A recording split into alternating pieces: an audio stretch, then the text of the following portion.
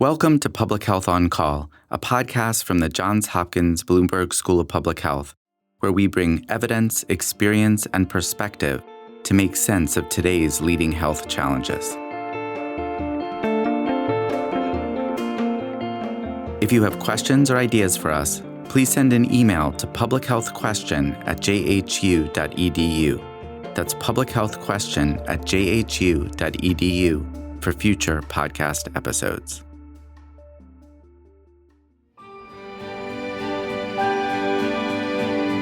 Hi, I'm Sue Telecat from the Bloomberg American Health Initiative. Are you and your organization working to reduce overdoses, end violence, improve food systems, protect the environment, or support adolescents in the United States? If so, you may be eligible for a full scholarship to earn an MPH or DRPH degree at the Johns Hopkins Bloomberg School of Public Health. The Bloomberg Fellowship through the Bloomberg American Health Initiative can help you transform your career, support your organization, and make a significant impact on your community.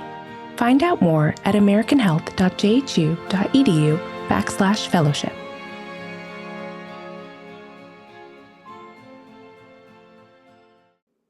Hi, I'm Lindsay Smith-Rogers, producer of Public Health on Call. Today, the Supreme Court and the environment are at a crossroads. Stephanie Desmon talks to Dr. Tom Burke, emeritus professor at Johns Hopkins and a top official with the Environmental Protection Agency in the Obama administration. They discuss the recent blows to the EPA's ability to regulate air quality and to the role of experts in protecting our environment and public health in general. Let's listen. Tom Burke, thanks so much for joining me. It's a pleasure to be here again. Thanks. So today I want to talk to you about the Supreme Court and the environment. Talk to me about the recent rulings from the Supreme Court. I'd like you to start with the good neighbor ruling, if you could explain what that is. Sure. Well, first, a little bit of background. And environmental protection has always been contentious, and there's a long history of lawsuits of polluters trying to delay implementation of rules. And so it's sadly nothing new for the courts to be involved in environmental protection.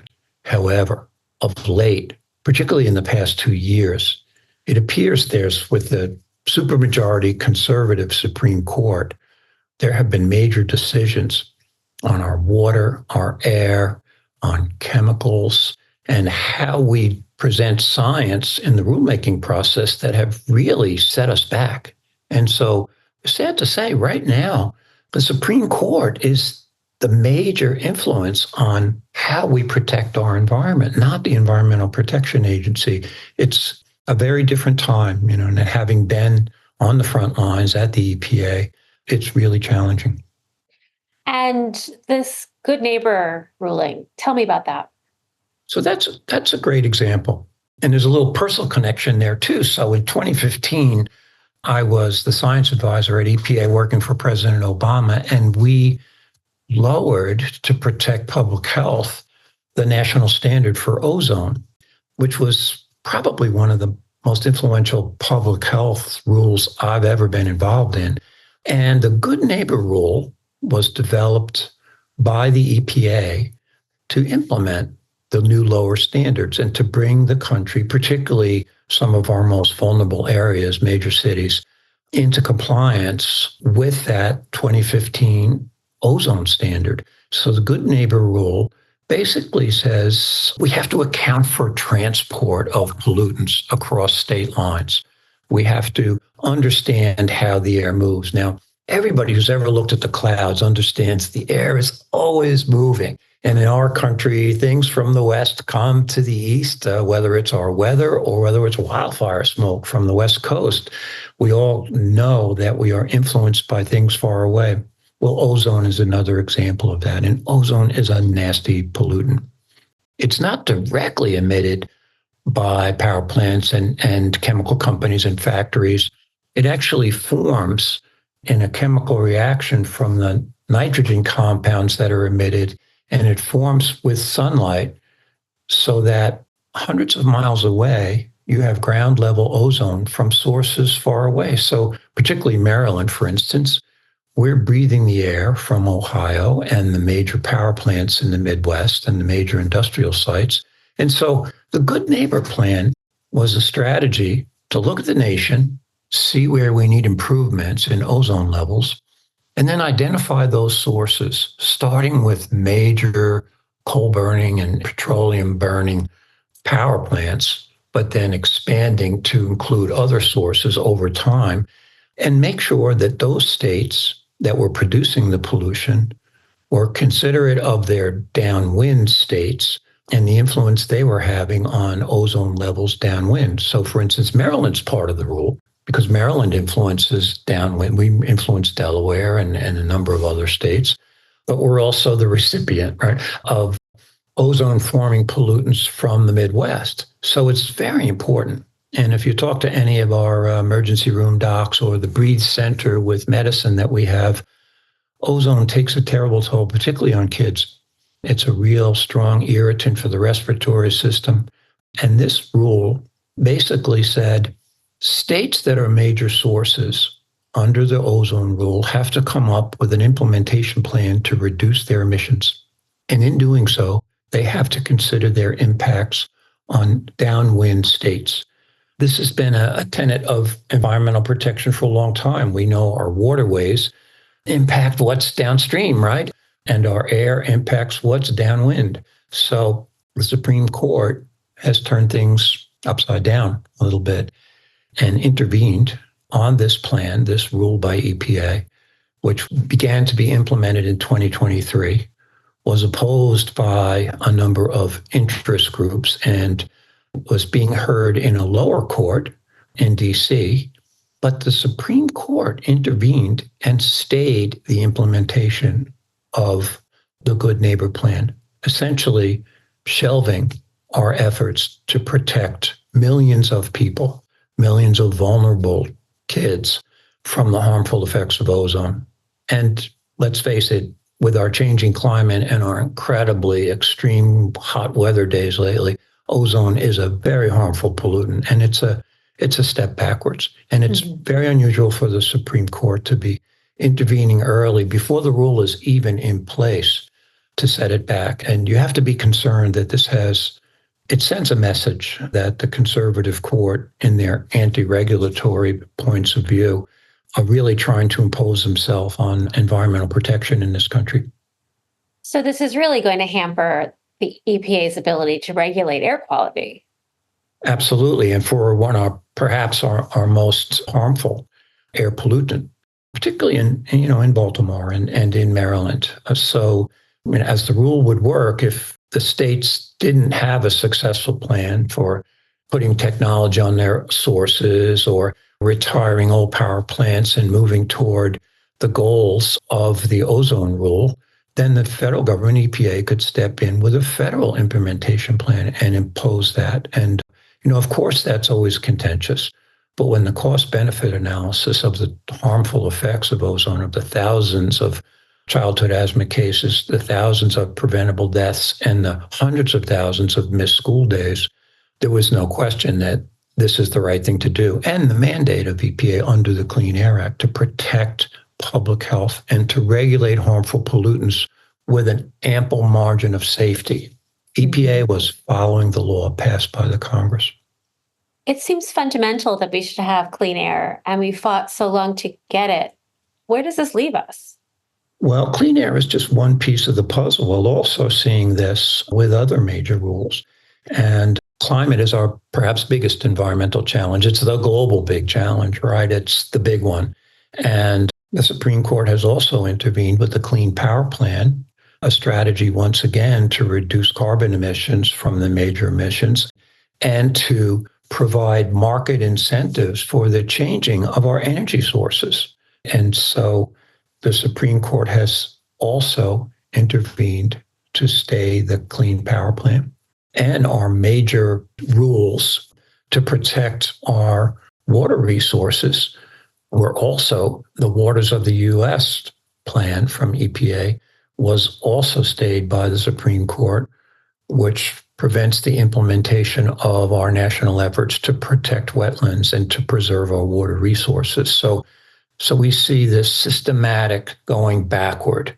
And probably the topper of all is, you may have heard of the Chevron decision, the most recent decision, and which removes a foundation of environmental regulation for the past 40 years, which says that when things are not specifically called for, or if there's vagueness in a congressional mandate or a national law, that the agencies have the authority to develop science-based regulations and through the regulation or rulemaking process, implement our national laws based upon the authorities of the agencies. Well, the Chevron rule really questions whether and turns back something that, oddly enough, occurred under the time when Justice Gorsuch's mother was the EPA administrator under Ronald Reagan, and she was changing regulations to actually in a negative way to provide regulatory relief. And the challenge then implemented the Chevron decision, which says, no, the agencies, whether that be EPA or FDA or others, have the authority to interpret the national laws, and when things are vague, to set standards and to develop a rulemaking process. And the court has thrown out that decision. It turns into question whether what has become the way we do things to set drinking water standards, to set things like that ozone standard I talked about, really fall within the authorities of the regulatory agencies, or whether we're going to have to go to a Congress that is so dysfunctional to have them spell out how the laws will be implemented. Very, very challenging. It sounds bleak. Yes, it is.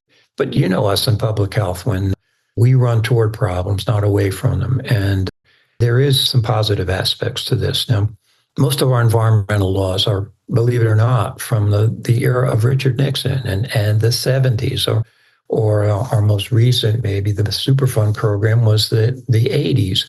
But those are old laws, and the problems have changed. And if you look at the environmental challenges we face now, things like forever chemicals that have just contaminated everything in our planet, things like plastic contamination or climate change, which don't neatly fit into those compartmentalized 1970s laws, it's time for us to rethink. The positive side of me, the optimist public health side, says, yes, if there's a message from the Supreme Court, it's that we really have to rethink how we protect our environment, because protecting our environment is essential to protecting public health. But the tools seem to be being taken away. Well, that's what's frightening. So who will do the science? The Supreme Court are not scientists. Will they do the risk assessments necessary to say whether or not you turn off the water when it's contaminated by high levels of PFAS? Will they do the chemical analysis of blood leads to determine if our children are being adequately protected? And this is one of the things that, an implication that's probably not been thought through yet, but by undermining the authority of the agencies to regulate, you undermine our ability as a nation to respond to hazards and to protect public health.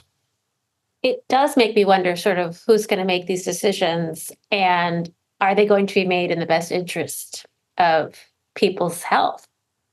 Well, it appears that the court would like to push back and say anything that hasn't been mandated by Congress, the agencies can't decide. They don't want, as some conservatives have said, unelected bureaucrats making these decisions that affect our economy and our businesses and our future.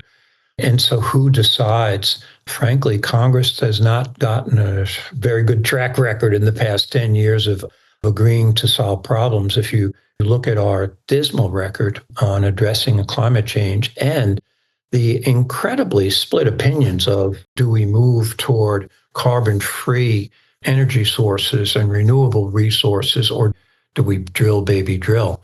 So we have a divided Congress. We have a divided country. And I think to say that the expertise within the agencies with their science advisors and the outreach they make to the scientific community are not capable or should not be making the decisions, it really throws things into flux. So who should be making the decisions? They're pushing it toward the Congress. But I can tell you, as a former state health commissioner and state environmental regulator, they're pushing this onto the states, and the states can't do national environmental protection by themselves. And a lot of the capacity of the states has been devastated. So if you look at some of our states where the environmental problems are the worst, like Louisiana, they are probably the least equipped to make the really tough regulatory decisions or to implement environmental laws to protect public health. Is there a solution? Well, I do think there are solutions. Obviously, these decisions will continue to be challenged. It appears, as you said, a little bit grim. I think, will a future president will be able to address some of our biggest environmental challenges to really take on climate change without having regulatory agencies that have the authority and expertise to do it? I don't think so. So I think it's time for the big think in public health. The public health community, the environmental science community has to come forward, and we have to think through a different lens of how we protect health, save our water resources, and protect our air. There's points to both sides of arguments. It's very costly to regulate the environment. It's very difficult to change the source of energy for powering the United States, right? And so I think we were headed in the right direction with many of the initiatives of the current administration to rebuild our infrastructure, to change our energy sources, to incentivize progress on climate change. But I think people have to become involved. Let's face it, there's a reason EPA was started back in the 70s after Earth Day, because the entire nation, and with bipartisan support, with Richard Nixon establishing the agency, right, to recognize we were in trouble with our environment. Well, we're in trouble again. And it's time for us to stop this great division in Congress and in our courts and do the big think and think, okay, how do we do this better? We're retrofitting our 1970s laws to attack our current challenges. Let's do it better. Let's think about solutions.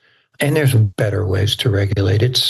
I spent an awful lot of time regulating specific molecules and working to regulate, say, benzene in the air or one particular PFAS molecule in drinking water, when really it was about looking upstream and say, well, how do we prevent this? How do we prevent these contaminants from getting in the water in the first place? Or how do we think through manufacturing so that safe products are developed? And there's a responsibility for the producers to assure us that products are safe before they're introduced, not after they're in the bloodstream of the entire planet. We're at that point, and I think that's the way we move ahead. But it's also people like you and I getting involved and deciding that this is important and making sure our elected officials are aware that this is important. Public health is important. Childhood asthma is important. Tom Burke, thank you so much for this insightful conversation. Thank you. Public Health on Call is a podcast from the Johns Hopkins Bloomberg School of Public Health, produced by Joshua Sharfstein, Lindsay Smith-Rogers, Stephanie Desmon, and Grace Fernandez-Ciceri. Audio production by J.B. Arbogast, Holly Cardinale, Spencer Greer, Matthew Martin, and Philip Porter, with support from Chip Hickey. Distribution by Nick Moran. Production management by Catherine Ricardo. Social media run by Grace Fernandez-Ciceri. Analytics by Eliza Rosen. If you have questions or ideas for us, please send us an email to publichealthquestion@jhu.edu. That's publichealthquestion@jhu.edu for future podcast episodes. Thank you for listening.